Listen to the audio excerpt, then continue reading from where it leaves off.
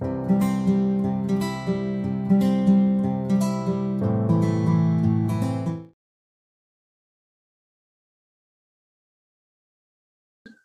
ನಮಸ್ಕಾರ.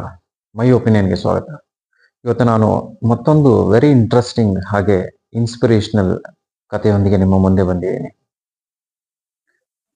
ಈ ಕತೆ ನಿಮ್ಗೆಲ್ರಿಗೂ ಇಷ್ಟ ಆಗತ್ತೆ ಅನ್ನೋ ನಂಬಿಕೆ ನನ್ನದು. MS ಧೋನಿ ಯಾರು ಅಂತ ಕೇಳಿದ್ರೆ ಎಲ್ರೂ ನಮಗೆ ಗೊತ್ತು, ಒಬ್ಬ ಫೇಮಸ್ ಕ್ರಿಕೆಟರ್, ಭಾರತಕ್ಕೆ 2 ಕಪ್ ಗೆದ್ದು ಕೊಟ್ಟಿದ್ದಾರೆ ಅಂತೀರ. ರೋಹಿತ್ ಶರ್ಮಾ ಯಾರು ಅಂತ ಕೇಳಿದ್ರೆ ಇತ್ತೀಚೆಗೆ 2020 ವರ್ಲ್ಡ್ ಕಪ್ನ ಭಾರತಕ್ಕೆ ಗೆದ್ದು ಕೊಟ್ಟಿದ್ದಾರೆ ಅಂತ ಹೇಳ್ತೀರಾ. ಆದ್ರೆ ಶೇಖರ್ ನಾಯಕ್ ಯಾರು ಅಂತ ಕೇಳಿದ್ರೆ ನೀವೇನು ಹೇಳ್ತೀರಾ? ಗೊತ್ತಿಲ್ಲ ಅಲ್ವಾ? ಶೇಖರ್ ನಾಯಕ್ ಮಂಡ್ಯ ಜಿಲ್ಲೆಯ ಶ್ರೀರಂಗಪಟ್ಟಣ ತಾಲೂಕಿನ ಅರಕೆರೆ ಎಂಬ ಒಂದು ಗ್ರಾಮದಲ್ಲಿ ST ಸಮಾಜದ ಬಂಜಾರ ಸಮುದಾಯದ ಒಂದು ಕುಟುಂಬದಲ್ಲಿ ಜನಿಸ್ತಾರೆ. ಅತ್ಯಂತ ಹಿಂದುಳಿರುವ ಬಂಜಾರ ಸಮುದಾಯದಲ್ಲಿ ಅವರ ಜನನ ಆಗುತ್ತೆ 1986ರಲ್ಲಿ.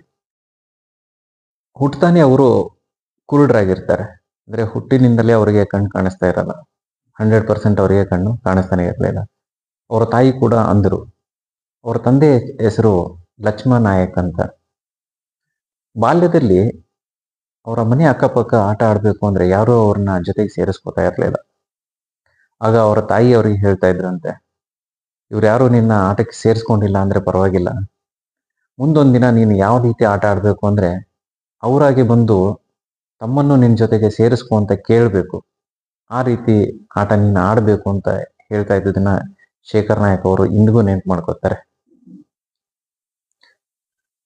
ಶೇಖರ್ ನಾಯಕ್ 7ನೇ ವಯಸ್ಸಲ್ಲಿ ಅವರ ಊರ ಹತ್ತಿರ ಒಂದು ಕೆನಾಲ್ ಹತ್ರ ಬಿದ್ದು ತಲೆಗೆ ಪೆಟ್ಟು ಮಾಡ್ಕೋತಾರೆ. ಆಗ ಅವ್ರ ತಂದೆ ತಾಯಿ ಅಲ್ಲೇ ಹತ್ತಿರದಲ್ಲಿ ನಡೀತಾ ಇದ್ದ ಒಂದು ಹೆಲ್ತ್ ಕ್ಯಾಂಪ್ಗೆ ಅವ್ರನ್ನ ಚಿಕಿತ್ಸೆಗೆ ಅಂತ ಕರ್ಕೊಂಡು ಹೋಗ್ತಾರೆ. ಅವರನ್ನ ನೋಡಿದ ಅಲ್ಲೊಬ್ರು ಡಾಕ್ಟ್ರು, ಆಪರೇಷನ್ ಮಾಡಿಸಿದ್ರೆ ಇವರ ಬಲಗಣ್ಣಿನ 60% ದೃಷ್ಟಿ ಬರೋ ಚಾನ್ಸಸ್ ಇದೆ ಅಂತ ಹೇಳ್ತಾರೆ. ತಡ ಮಾಡದೆ ಅವ್ರ ತಂದೆ ತಾಯಿ ಬೆಂಗಳೂರಿನ ಆಸ್ಪತ್ರೆಗೆ ಕರ್ಕೊಂಡು ಹೋಗ್ತಾರೆ. ಡಾಕ್ಟರ್ ಹೇಳ್ದಾಗೆ ಅವರಿಗೆ 60% ದೃಷ್ಟಿ ವಾಪಸ್ ಬರುತ್ತೆ. ಹುಟ್ಟಿನಿಂದ ಕುರುಡರು ಆದ್ರೂ ಬಲಗಣ್ಣಿಗೆ ಮಾತ್ರ ಆ ದೃಷ್ಟಿ ವಾಪಸ್ ಬರುತ್ತೆ. ದುರಾದೃಷ್ಟವಶಾತ್ ಅದೇ ವರ್ಷ ಅವರ ತಂದೆ ಲಕ್ಷ್ಮಣ ನಾಯಕ್ ತೀರು ಹೋಗ್ತಾರೆ. ಆಗ ತಾಯಿ ಮಗನ ಯೋಚನೆ ಅವ್ರಿಗೆ ಕಾಡತ್ತೆ. ಯಾಕಂದ್ರೆ ತಾಯಿ ಕೂಡ ಅಂಧರಾಗಿರ್ತಾರೆ. ಮಗನ ಹೇಗ್ ಬೆಳೆಸೋದು, ಹೇಗ್ ನೋಡ್ಕೊಳ್ಳೋ ಅನ್ನೋ ಚಿಂತೆ ಅವ್ರಿಗೆ ಕಾಡತ್ತೆ.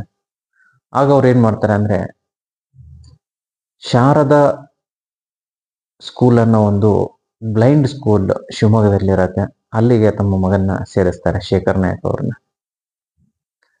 ಆ ಸ್ಕೂಲಿಗೆ ಸೇರಿದ ತಕ್ಷಣನೇ ಆ ಸ್ಕೂಲು ಕಂಪ್ಲೀಟ್ ಆಗಿ ಫ್ರೀ ಆಗಿರತ್ತೆ ಅಂಧರಿಗೆ. ಹಾಗೆ ಅಲ್ಲಿ ಎಕ್ಸ್ಟ್ರಾ ಕರಿಕ್ಯುಲರ್ ಆಕ್ಟಿವಿಟೀಸ್ಗೆ ತುಂಬಾ ಪ್ರೋತ್ಸಾಹ ಇರುತ್ತೆ. ಹಾಗಾಗಿ ಅಲ್ಲಿ ಶೇಖರ್ ನಾಯಕ್ ಅವರು ಮೊದಲು ಯಕ್ಷಗಾನವನ್ನ ಕಲಿತಾರೆ. ಯಕ್ಷಗಾನ ಕಲಿತಾ ಕಲಿತಾ ಅಲ್ಲೇ ಕ್ರಿಕೆಟ್ನ ಆಡೋ ಅಭ್ಯಾಸ ಕೂಡ ಬೆಳೆಸ್ಕೋತಾರೆ. ಕ್ರಿಕೆಟ್ನ ಆಡೋ ಅಭ್ಯಾಸ ಬೆಳೆಸ್ಕೊಂಡು ಸ್ವಲ್ಪ ದಿನದಲ್ಲಿ ಅವರ ಶಾಲಾ ತಂಡಕ್ಕೂ ಆಯ್ಕೆ ಆಗ್ತಾರೆ. ಆದರೆ ಅಷ್ಟೊತ್ತಿಗಾಗಲೇ ಅವರ 12ನೇ ವಯಸ್ಸಿಗೆ ಅವರ ತಾಯಿ ಕೂಡ ತೀರೋಗಿರ್ತಾರೆ. ಇದನ್ನ ದುರಾದೃಷ್ಟ ಅಂತಿರೋ ಏನಂತಿರೋ, ಯಾಕಂದ್ರೆ ಬಾಲ್ಯದಲ್ಲೇ ತಂದೆಯನ್ನ ಕಳ್ಕೊಂಡಿರ್ತಾರೆ. ನಂತರ 12ನೇ ವಯಸ್ಸಿಗೆ ತಾಯಿಯನ್ನು ಕಳ್ಕೊಳ್ತಾರೆ. ಶಿವಮೊಗ್ಗದ ಶಾರದಾ ದೇವಿ ಸ್ಕೂಲಲ್ಲಿ ಅವರು ಓದುವಾಗ ಅವರ ಕ್ರಿಕೆಟ್ ಅಲ್ಲಿರುವ ಪ್ರತಿಭೆಯನ್ನು ಗಮನಿಸಿ 2000 ಇಸ್ವಿಯಲ್ಲಿ ಅವರು ಕರ್ನಾಟಕ ತಂಡಕ್ಕೆ ಸೆಲೆಕ್ಟ್ ಆಗ್ತಾರೆ. ಕರ್ನಾಟಕ ತಂಡಕ್ಕೆ ಆಡುವಾಗ ಒಂದು ಪಂದ್ಯದಲ್ಲಿ 46 ಎಸೆತಕ್ಕೆ 136 ರನ್ನ ಬಾರಿಸ್ತಾರೆ. ಈ ಪ್ರತಿಭೆಯನ್ನ ಕಂಡು ಇವರನ್ನ ಭಾರತ ತಂಡಕ್ಕೆ ಸೇರಿಸ್ಕೊಳ್ಳಲಾಗತ್ತೆ 2002ರಲ್ಲಿ. ಆಗ ಇವರಿಗೆ ಕೇವಲ 16 ವರ್ಷ. ಅದೇ ವರ್ಷ ನಡೆದ ಅಂಧರ ವರ್ಲ್ಡ್ ಕಪ್ ಅಲ್ಲಿ ಇವರು 2 ಮ್ಯಾನ್ ಆಫ್ ದಿ ಮ್ಯಾಚ್ ನ ಪಡಿತಾರೆ. ಒಂದು ಆಸ್ಟ್ರೇಲಿಯಾ ವಿರುದ್ಧ, ಹಾಗೆ ಮತ್ತೊಂದು ಶ್ರೀಲಂಕಾ ವಿರುದ್ಧ. 2002ರಲ್ಲಿ ವರ್ಲ್ಡ್ ಕಪ್ ಆದ್ಮೇಲೆ ಮತ್ತೆ 2005ರಲ್ಲಿ ಅವರು ಬೆಂಗಳೂರಿಗೆ ಬರ್ತಾರೆ ಕೆಲಸವನ್ನ ಅರಸ್ಕೊಂಡು. ಈಗಿನ ಕ್ರಿಕೆಟರ್ಸ್ ನಿಮ್ಗೆ ಗೊತ್ತೇ ಇದೆ, ಒಂದು ಮ್ಯಾಚ್ ಅಲ್ಲಿ ಸೆಂಚುರಿ ಹೊಡೆದ್ರೆ ಮಾರನೇ ದಿನ ಅವರು ಸ್ಟಾರ್ಸ್ ಆಗಿರ್ತಾರೆ. ಕೋಟ್ಯಾಂತರ ರೂಪಾಯಿ ಅವರಿಗೆ ಬಂದು ಬೀಳತ್ತೆ. ಬಟ್ ಅಂಧರ ಕ್ರಿಕೆಟಿಗರಿಗೆ ಇನ್ನೂ ಸವಲತ್ತು ಇಲ್ಲ. ಸೊ 2005ರಲ್ಲಿ ಅವರು ಬೆಂಗಳೂರಿಗೆ ಬರ್ತಾರೆ. ಯಾವುದೊಂದು ಕಂಪ್ನಿಯಲ್ಲಿ ಲಿಫ್ಟ್ ಮೆಕ್ಯಾನಿಕ್ ಆಗಿ ಸೇರ್ಕೋತಾರೆ. ಬಟ್ ಇವರು ಕ್ರಿಕೆಟ್ ಆಡೋ ಇದರಲ್ಲಿ ತುಂಬಾ ರಜೆಗಳನ್ನ ತಗೊಂಡು ಆ ಇದ್ದ ಒಂದು ಕೆಲಸನ ಕೂಡ ಕಳ್ಕೋತಾರೆ. ಆಮೇಲೆ 2010ರಲ್ಲಿ ಇವರಿಗೆ ಭಾರತ ತಂಡದ ನಾಯಕನಾಗಿ ಬಡ್ತಿ ಕೂಡ ಸಿಗತ್ತೆ. 2012ರಲ್ಲಿ ಮೊದಲ ಬಾರಿಗೆ T20 ವರ್ಲ್ಡ್ ಕಪ್ ಆಯೋಜನೆ ಆಗಿರತ್ತೆ. ಆ ವರ್ಲ್ಡ್ ಕಪ್ನ ಇವರ ನಾಯಕತ್ವದಲ್ಲಿ ಭಾರತ ಕಪ್ ಕೂಡ ಗೆಲ್ಲತ್ತೆ. ಹಾಗೆ 2 ವರ್ಷಗಳ ನಂತರ 2014ರಲ್ಲಿ ಮತ್ತೊಂದು ವರ್ಲ್ಡ್ ಕಪ್ನ ಇವರು ಭಾರತ ತಂಡಕ್ಕೆ ಗೆದ್ದು ಕೊಡ್ತಾರೆ. ಇವರ ಈ ಅಗಾಧ ಪ್ರತಿಭೆಯನ್ನು ಗುರುತಿಸಿ ಕೇಂದ್ರ ಸರ್ಕಾರ ಇವರಿಗೆ ಪದ್ಮಶ್ರೀ ಗೌರವವನ್ನು ಕೂಡ ನೀಡತ್ತೆ. ಅಂದಿನ ರಾಷ್ಟ್ರಪತಿಗಳಾದ ಪ್ರಣಬ್ ಮುಖರ್ಜಿ ಅವರು 2017ರಲ್ಲಿ ಇವರಿಗೆ ಆ ಪ್ರಶಸ್ತಿ ಕೂಡ ಪ್ರದಾನ ಮಾಡ್ತಾರೆ.